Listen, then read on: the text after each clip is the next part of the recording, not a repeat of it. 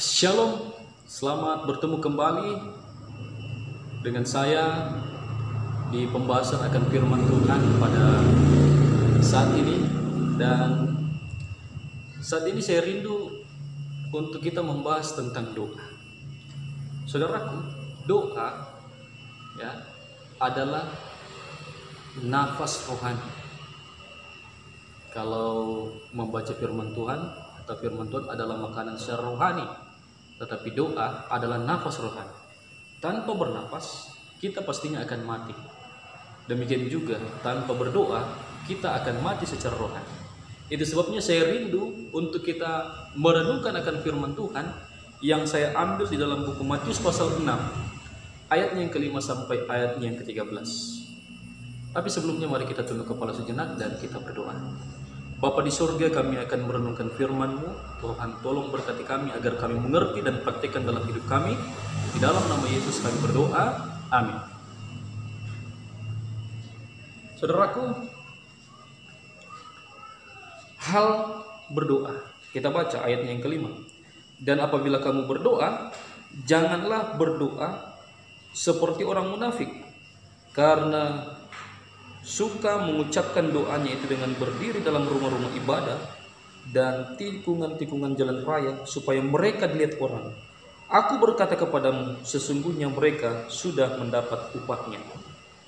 Jadi jangan berdoa seperti orang yang munafik.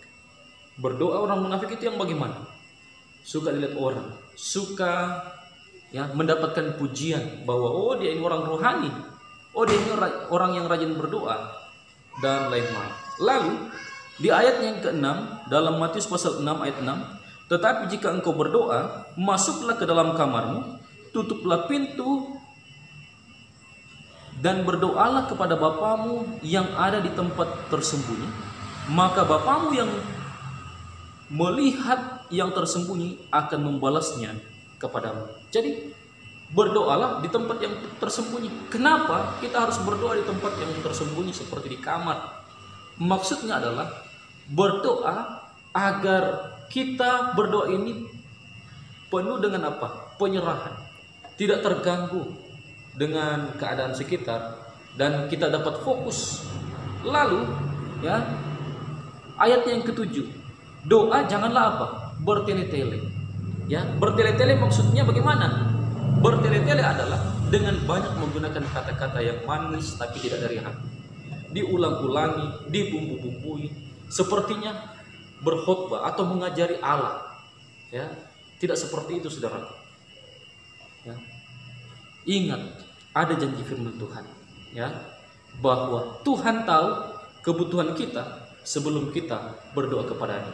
Itu sebabnya di ayat yang selanjutnya, ayatnya yang ke-9 sampai ayatnya yang ke-13, di sana menceritakan bagaimana contoh doa lengkap Tuhan Yesus. Tapi sebelumnya di ayat yang ke-8 kita bisa baca di sana juga bahwa jadi janganlah kamu seperti mereka, karena Bapamu mengetahui apa yang kamu perlukan sebelum kamu meminta kepadanya. Jadi jangan berdoa bertele-tele. Itu maksudnya. Karena Tuhan sudah tahu apa yang akan kita butuhkan sebelum berdoa, tapi kita harus berdoa. Karena ini adalah nafas kehidupan, dan Tuhan akan berikan pastinya sesuai dengan jawaban, sesuai dengan kasihnya kepada kita. Dan saudara, kita lihat contoh doa lengkap Tuhan Yesus yang cepat dan sederhana dan singkat, tapi tetap tepat pada sasaran dan tidak bertele-tele. Yang pertama, karena itu berdoalah demikian, Bapa kami yang di sorga, dikuduskanlah namamu. Maksudnya adalah, poin yang pertama dalam doa Tuhan Yesus adalah memuliakan Tuhan yang maha besar, mengagungkan, memuji, memuja, karena Tuhan pemilik segala jagat raya ini, baik di sorga maupun di bumi. Ayat 9 dan 10, datanglah kerajaanmu, jadilah kehendakmu di bumi seperti di surga.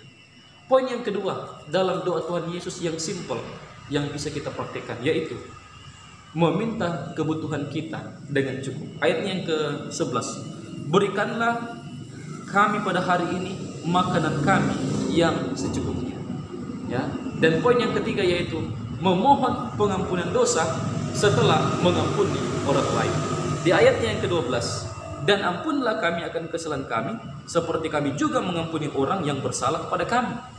Banyak orang yang datang berdoa tapi belum mengampuni kesalahan orang lain. Ampuni dulu kesalahan orang lain, barulah kita datang ibadah, barulah kita datang berdoa. Selesaikanlah dulu perkara kita, supaya ya, doa-doa kita akan didengarkan oleh Tuhan. Poin yang keempat, ayat yang ke-13, yaitu memohon Tuhan untuk melepaskan dari pencobaan dan kejahatan. Ayat yang 13. Dan janganlah membawa kami ke dalam pencobaan, tetapi lepaskanlah kami daripada yang jahat. Ya. Lalu poin yang kelima di ayat yang ke-13 bagian akhir, kembali memuliakan Tuhan. Karena Engkaulah yang mempunyai kerajaan dan kuasa dan kemuliaan sampai selama-lamanya. Saudaraku yang terkasih dalam Tuhan, kita simpulkan pelajaran kita pada saat ini, yaitu berdoa dengan motif yang benar, tidak munafik, ya, tidak bertele-tele, tetapi tepat pada sasaran. Fokus. Itu sebabnya Tuhan menyuruh untuk masuk ke kamar, masuk ke bilik, kunci, lalu berdoalah supaya jangan ada orang yang melihat kamu, dan Tuhan akan melihat kamu di tempat yang tersembunyi. Lalu berdoa dengan tepat, ya, singkat dan tidak bertele-tele, dan Tuhan pasti akan mendengarkan. Dan kita lihat tadi beberapa poin penting dalam doa Tuhan Yesus, yaitu memuliakan Tuhan, meminta kebutuhan kita dengan cukup, memohon pengampunan setelah kita mengampuni, memohon untuk melepaskan dari pencobaan dan kejahatan, lalu kembali memuliakan Tuhan. Biarlah kita sebagai umat-umat Tuhan tahu betul cara berdoa yang benar. Tuhan memberkati kita. Saya bawa dalam nama Yesus. Amin.